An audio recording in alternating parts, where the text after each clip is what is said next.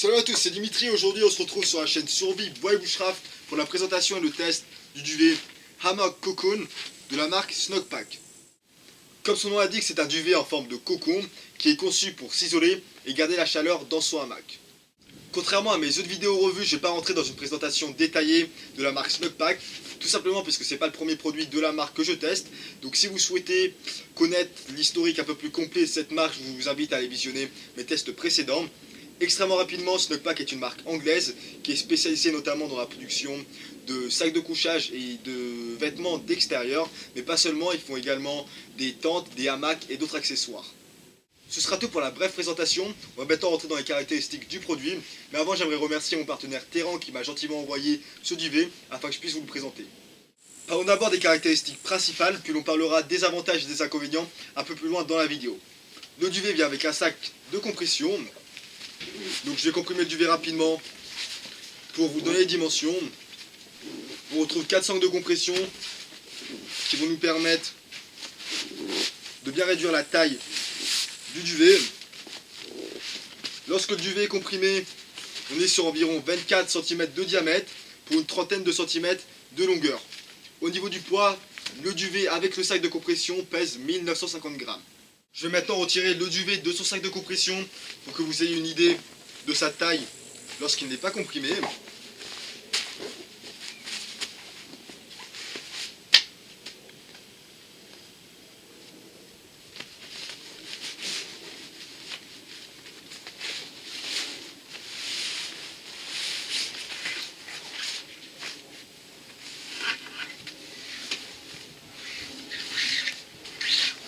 On est sur environ 3 mètres de longueur pour 85 cm de largeur au maximum. Donc je ne sais pas si vous arrivez très bien à voir, mais on va avoir un sens pour le duvet. Donc il y aura une extrémité qui sera plus large que l'autre extrémité. Logiquement on aura plus d'espace au niveau des épaules qu'au niveau des pieds. Bon, on va quand même tester ce duvet avec un hamac, sinon ça n'a strictement aucun sens. Laissez-moi 2 minutes le temps que j'aille trouver un de mes hamacs, puis on se retrouve dans quelques instants dans les bois, histoire de trouver 2 arbres bien placés. Mais je me fais pas trop de soucis pour ça, ça devrait pas être trop dur par là où j'habite. Bienvenue dans notre belle forêt des Alpes. J'ai trouvé mes 2 arbres. Je vais vous montrer comment on installe le duvet Hammock Cocoon. Donc je viens d'installer mon hamac Tikatu de Monde double que je vous ai déjà présenté dans de nombreux bivouacs. Il faut savoir que le duvet Hammock Cocoon est compatible avec la plupart des hamacs, mais qu'il a été conçu à l'origine en fonction du hamac tropical que la même marque Snugpak produit. Pour installer le duvet au hamac, ça va pas être sorcier. Bon, je vais d'abord enlever le duvet du sac de compression, ça sera plus simple.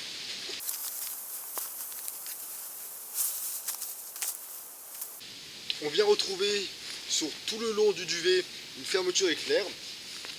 Je vais vous montrer ça de plus près.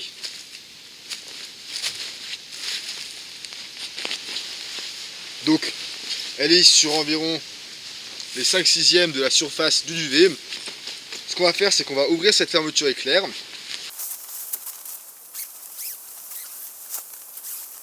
Et vous allez voir que les extrémités restent fermées, donc la fermeture éclair ne va pas jusqu'au bout. Et du coup, on a un espace. Ce qu'on va faire, ça va être très logique. On va tout simplement détacher la première extrémité du hamac et puis on va la passer à l'intérieur de cette extrémité. Puis on aura qu'à rattacher le hamac au système de suspension. Et lorsqu'on aura fini la première extrémité, on s'occupera de la deuxième extrémité. Tout simple.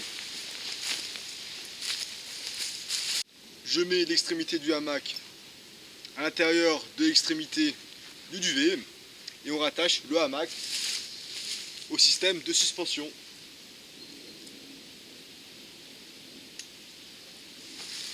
Et puis on va s'occuper de la deuxième extrémité.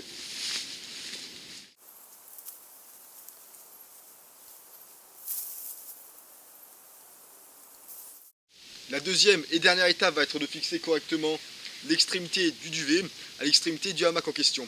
Donc c'est la partie qui est compliquée dans l'installation de ce duvet. Je vous avoue que j'ai lu les indications de chez Snugpak et c'est pas très clair. Donc on va essayer de comprendre ça ensemble. La partie qu'il faut retenir, la partie piège, va être la suivante. En fait, l'enjeu va être de tendre le duvet suffisamment sans pour autant qu'il supporte notre poids. Donc ça, c'est vraiment la partie importante à retenir. il faut que le duvet soit tendu, mais pas trop, il faut vraiment pas qu'il supporte notre poids. Le rôle du duvet, il ne faut pas l'oublier, c'est seulement de nous isoler du froid, et c'est pas d'être aussi costaud que le hamac. Donc, comment est-ce qu'on fixe l'extrémité du duvet à l'extrémité du hamac? On va retrouver deux boucles en nylon à chaque extrémité du duvet. Comment Snugpak préconise de faire va être de la manière suivante. Il nous conseille d'acheter des cordes, des bungee cords, donc c'est des sortes de tendeurs en français, ou par exemple des cordes flexibles, on va dire.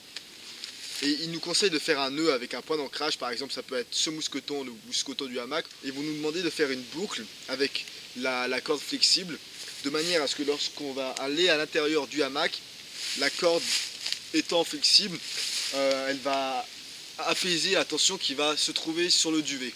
Malheureusement, je n'ai pas de tendeur ni de corde flexible sur moi. Par contre, j'ai toujours deux mousquetons en rab, je les attache toujours devant mon sac puisque très souvent lorsque je pars dans la verte, j'ai pas assez de place à l'intérieur du sac, donc je dois rajouter du matériel devant le sac. Donc quoi qu'il arrive, je les ai sous la main quand j'en ai besoin.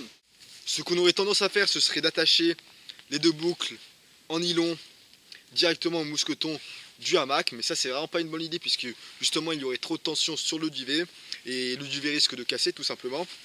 Donc au lieu d'attacher les deux boucles à ce mousqueton, je vais rattacher les deux boucles au mousqueton que j'ai en rab.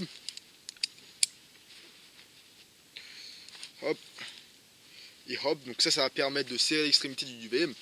Et ensuite, au lieu donc du coup d'attacher ce mousqueton au mousqueton du hamac, je vais l'attacher à l'extrémité du hamac, donc un peu plus près, donc de manière à ce qu'il y ait moins de distance et donc moins de tension exercée sur le duvet.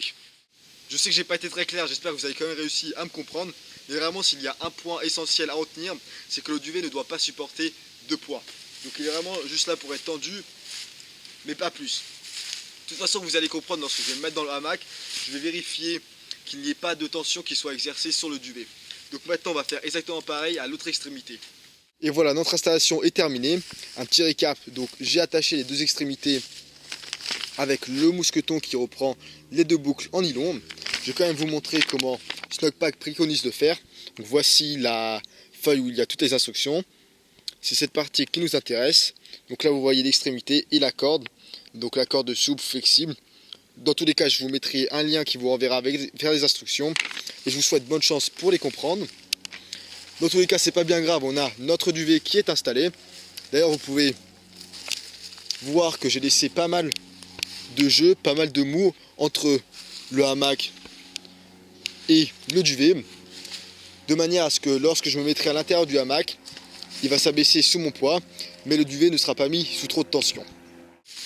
Bon allez, on va quand même se mettre dedans pour voir ce que ça donne. Assurez-vous de vous positionner dans le bon sens. Inutile de préciser, la tête lorsque vous dormez dans un hamac doit toujours être au-dessus de vos pieds. Sinon, le lendemain, vous allez vous réveiller avec un mal de tête, pas possible. Là, je suis en train de parler du sens du duvet. Donc, mettez vos épaules au niveau de l'extrémité la plus large du duvet. Ce qui paraît logique. Donc, je regarde doucement pour m'assurer que le duvet n'est pas mis sous tension. Il n'y a que le hamac qui supporte mon poids, encore une fois. Donc là, ça a l'air bon.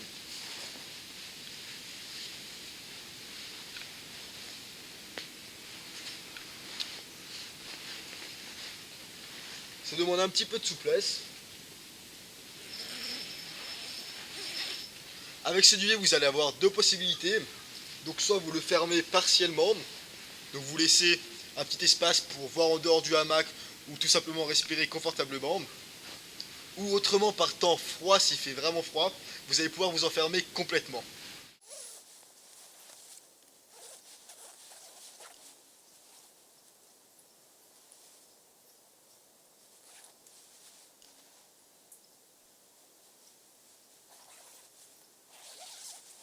Donc là, après un premier test rapide, j'ai déjà deux petites remarques négatives à faire.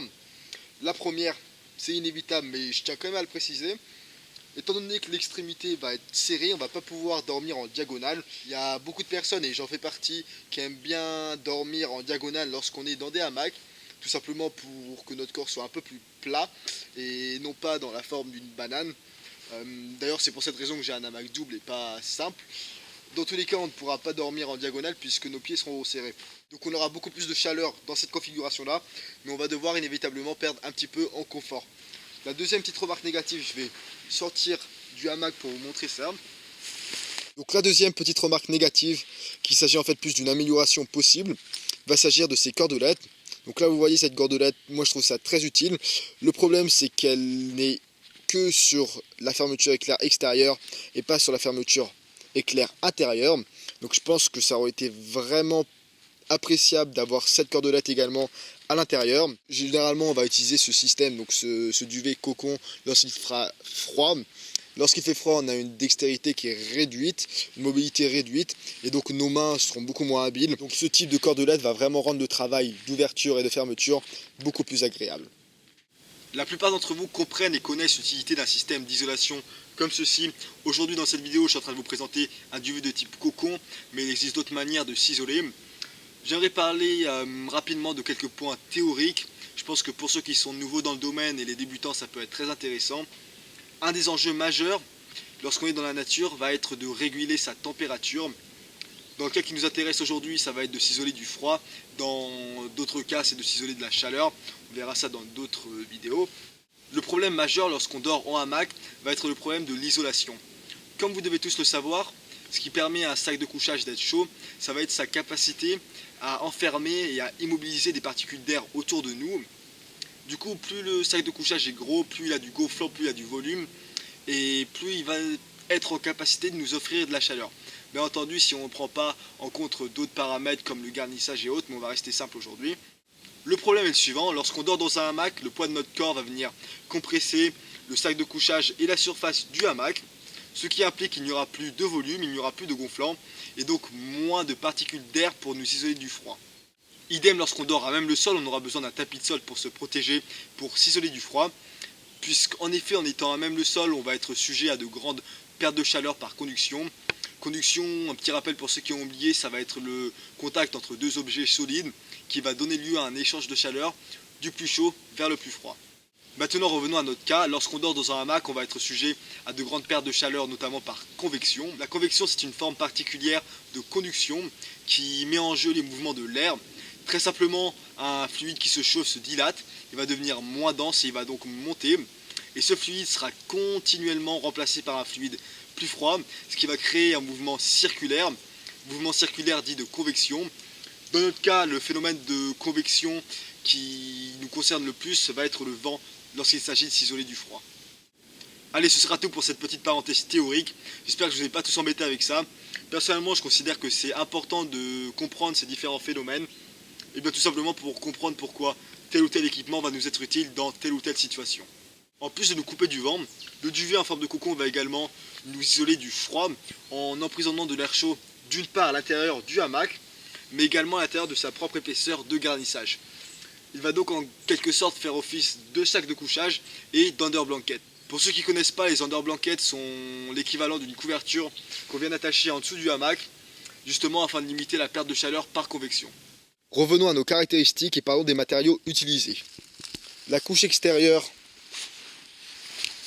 est en micro-diamant, donc c'est un matériau très léger qui possède un revêtement hydrofuge. La couche intérieure est en paratex antibactérien. Un aspect positif de ce matériau va être qu'il empêche la croissance des bactéries. Et finalement, le garnissage est en Travel Soft, technologie élaborée par Snockpack. Au niveau du prix, vous pourrez trouver ce duvet Hammock Cocon pour 100 € à l'heure où je vous parle sur le site Terang. Vous connaissez mon fonctionnement depuis le temps, je mets tous les liens dans la description et vous prenez ceux qui vous intéressent. Avant de terminer la vidéo, parlons un petit peu des avantages et des inconvénients. Alors il est évident que l'avantage principal du duvet en forme de cocon va être qu'il va faire un très bon travail pour nous couper du vent et nous isoler du froid. Il est certain qu'il est indispensable d'avoir une manière de s'isoler du froid lorsqu'on dort en hamac. Bien entendu, je parle lorsqu'on est durant les saisons froides. Après, le duvet type cocon que je vous ai présenté aujourd'hui n'est pas forcément la seule manière de s'isoler du froid. On en a parlé rapidement, mais vous allez avoir d'autres options comme par exemple les underblankets, les underquilts, ou même il y en a qui mettent carrément leur tapis de sol à l'intérieur du hamac. Ça va être à vous de tester ces différentes options pour voir ce qui vous convient le mieux. Personnellement, j'ai déjà testé le tapis de sol à l'intérieur du hamac et je dois vous dire que j'avais pas très bien dormi. Je vais réessayer pour voir si ça change la donne, mais au jour d'aujourd'hui, je préfère un système type duvet en cocon ou même une en blanquette que de mettre le tapis de sol à l'intérieur du hamac directement. En ce qui concerne l'inconvénient maintenant, l'inconvénient majeur va être les dimensions du duvet et le poids dans de moindres mesures. Comme on l'a dit au cours de la vidéo, plus un duvet est gros, plus il est gonflant et plus il va vous isoler. Donc le problème des dimensions est à la fois un inconvénient et à la fois un avantage. Quoi qu'il en soit, il est certain que ce type de duvet, type cocon, n'est pas fait pour la mule, la marche ultra légère, ou encore les longues expéditions où les personnes ne peuvent pas se permettre d'amener trop de matériel par manque de place. Ou alors il faudra avoir des modes et des moyens de transport plus développés et plus volumineux, comme par exemple une pulka en hiver, ou si vous faites des expéditions en moto, en quad, ou avec un animal qui sera là pour porter votre matériel. Enfin bon, je pense que je vais m'arrêter là parce que j'ai fait le tour du produit. J'aurai bien entendu l'occasion de retester ce duvet dans des conditions un peu plus réalistes lorsque je partirai en bivouac cet hiver, j'espère, où je vous donnerai bien entendu mon retour d'expérience. Si vous avez des questions, vous savez ce qu'il vous reste à faire. Merci à tous et à la prochaine.